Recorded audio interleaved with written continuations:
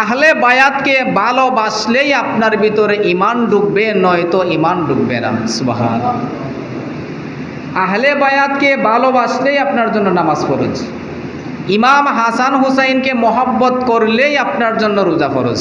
আর আপনি ইমাম হাসানকেও চিনেন না, হুসাইনকেও চিনেন না, আপনি আহলে বায়াতকে চিনেন না, আহলে বায়াতকে ভালোই বাসেন না, তাহলে আপনার জন্য কোনো কিছুই আর ফরজ নাই। তো এই আহলে বায়াত নবীর আউলাদগণ এবং নবীর পরিবার, এটা হলো আমাদের ঈমান। তারা কি আমাদের ঈমান, তাদেরকে ভালোবাসা আমাদের জন্য কি ফরজ। তাদেরকে ভালোবাসলে আমরা ঈমানদার হব। তাদেরকে ভালোবাসি না, আমি ঈমানদার হতে পারলাম না। এই আহলে বায়াতকে আমার আল্লাহ ভালোবাসা আমাদের জন্য ফরজ করে দিয়েছেন। কি করেছেন? ফরজ। নামাজ ফরজ, রোজা রাখা ফরজ, বিভিন্ন ইবাদত বন্দেগী আমার আল্লাহ ফরজ করেছেন। কিন্তু এই ফরজ আর আহলে বায়াতকে ভালোবাসা ফরজ, এটার মধ্যে অনেক পার্থক্য আছে।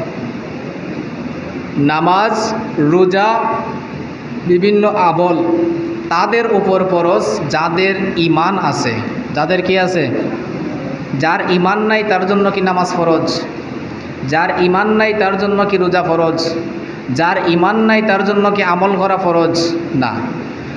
নামাজ, রোজা ইত্যাদি হলো আমল, এগুলা তাদের জন্য ফরজ যাদের কি আছে? ঈমান আছে।